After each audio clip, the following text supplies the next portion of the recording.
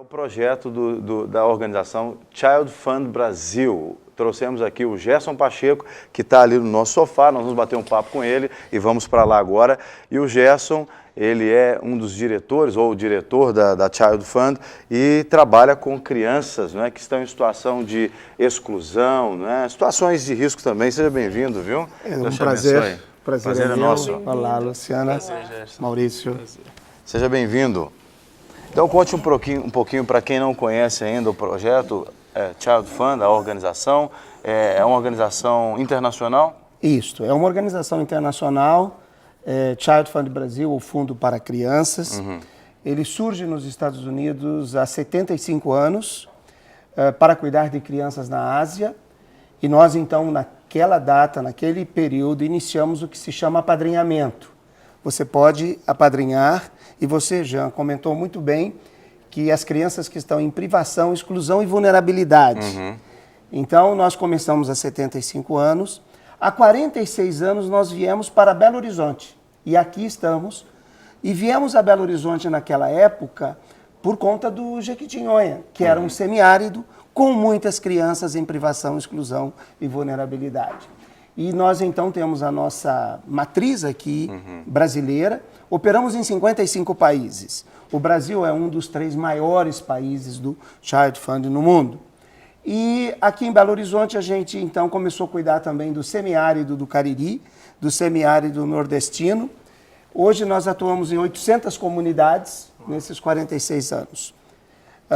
O nosso trabalho é transformar crianças nesse ambiente em crianças líderes da sua vida, líderes na sua família e na comunidade. Uhum. Ao contrário do que muita gente pensa, né, Gerson, você deve ter muitas informações para passar para a gente. A igreja brasileira, quando pensa em fazer missão, ela pensa só lá na Índia, só na África, e acha que a situação nossa não é tão complicada assim.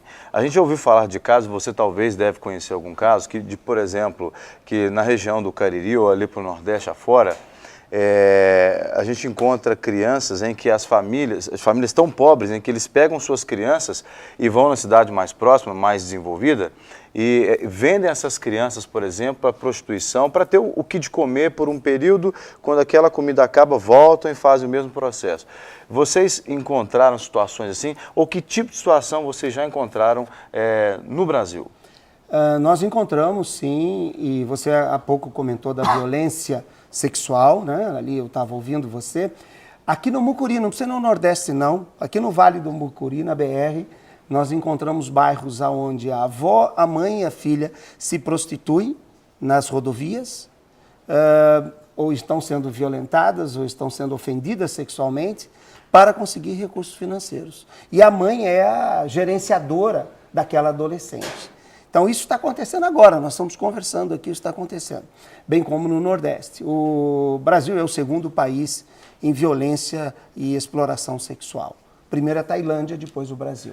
Agora, Gerson, eu percebi assim, uma diferença gritante no sistema de implantação que vocês têm quando chegam aos lugares. Você me contava que são mais ou menos 12 anos que vocês passam no lugar e vão embora. Esse vai embora porque vocês fazem com que aquilo seja sustentável, forma outros líderes. Conta um pouco sobre isso. Maurício, isso é a nossa diferença. Isso é que faz e traz mudanças sustentáveis e perenes aonde nós vamos. Então, nós começamos, e o nosso projeto é de 12 anos. A gente começa com prazo de saída. E nesses 12 anos, nós temos 3 anos de diagnóstico. Nesse diagnóstico, a gente vai ouvir a comunidade, porque tem uma coisa, você não pode levar algo pronto. Você tem que mobilizar a comunidade para que, junto com o Child Fund, ela busque a sua transformação. Então, nós ficamos 3 anos num diagnóstico. O segundo 3 anos, então, do terceiro ao sexto, a gente trabalha um planejamento. Do sexto ao nono, a gente implanta o projeto conjunto, que construímos juntos. E do 9 aos 12, nós preparamos a nossa saída. Quando nós saímos, aquela comunidade é sustentável. Então, esse é um segredo muito importante, porque a gente não faz o assistencialismo ou o serviço social. Ou paternalismo. Ou paternalismo. Então, não é só simplesmente porque esse é um programa que conta com a participação de voluntários, de pessoas, doadores também, pelo Brasil afora, pelo mundo afora. Então não é só pegar o dinheiro que os doadores dão, entrega para uma família e depois essa família, de certa forma, presta conta e vocês vão embora.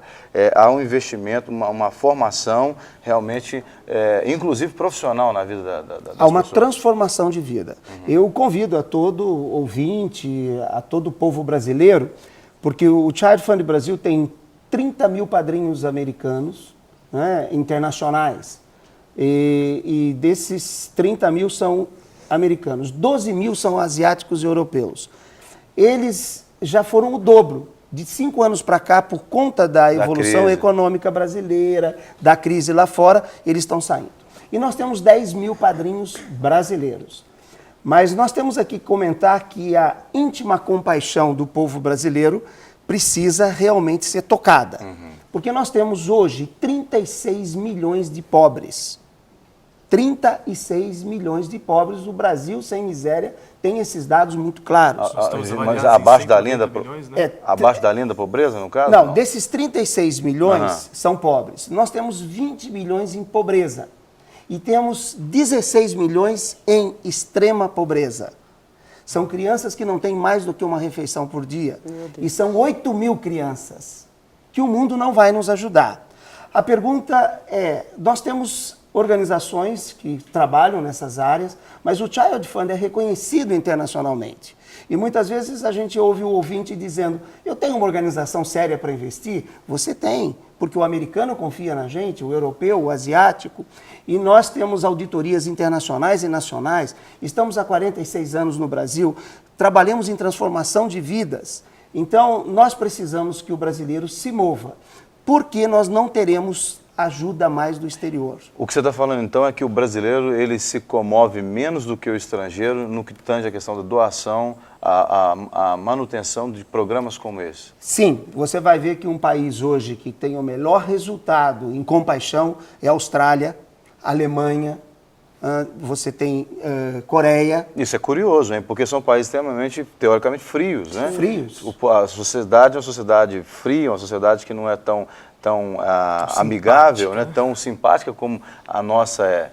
Eu comentava com a Luciana... Você é brasileiro? Eu sou brasileiro. Eu comentava com a Luciana ali no corredor, nós fizemos uma visita agora ao Cariri, e lá nós encontramos uma casa muito pobre, de pau a pique, sem nada.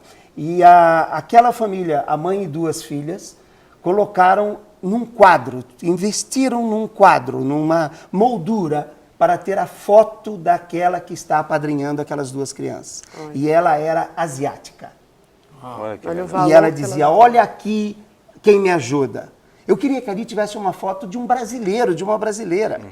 É isso que nós temos que fazer. Porque esse montante de miseráveis, ou seja, esse volume de 8 milhões, são os brasileiros que têm que... Desculpa, perdão. Não, Primeiras damas. Primeiras damas, né? Você está falando sempre dessa ajuda à criança, esse programa é um programa voltado para as crianças, mas como que é feito o trabalho para englobar toda a estrutura familiar? Porque nós sabemos que a família toda deve sofrer essa mudança. Como que vocês inserem os pais, por exemplo, nesse programa? Luciana, boa pergunta. O que nós fazemos? O nosso ouvinte ou vocês podem apadrinhar uma criança no nosso site. Aí posso fazer a propaganda? Claro, deve. No nosso site, www.apadrinhamento.org.br. Entra lá no nosso site e você vai olhar onde está a criança. Se você não quiser ir ao site, você pode ligar no 0300 313 0110. Você liga atua nesses 2 canais. E você vai ali, então, apadrinhar uma criança com R$ 52 por mês. Você apadrinha com R$ 52. Nós vamos colocar numa área onde nós estamos, nessas 800 comunidades, você pode escolher uma criança no Jequitinhonha, no Mucuri, no Cariri, em Belo Horizonte, Fortaleza Metropolitana ou Sertão Nordestino. Então você diz, essa criança tem 3, 4 anos, ou tem 6, e você vai acompanhar essa criança até os 21 anos. Os R$ 52 que você nos dá, nós vamos colocar com os outros recursos que temos e trabalhar com projetos naquela região. Projetos destinados à família e à comunidade. Que incluem aquela criança. Que inclui aquela criança e as demais crianças. Hoje nós atendemos e cuidamos de 120 mil crianças. Só temos apadrinhadas 50 mil. Temos mais 70 mil crianças para serem apadrinhadas. Então, é isso que nós estamos buscando, padrinhos.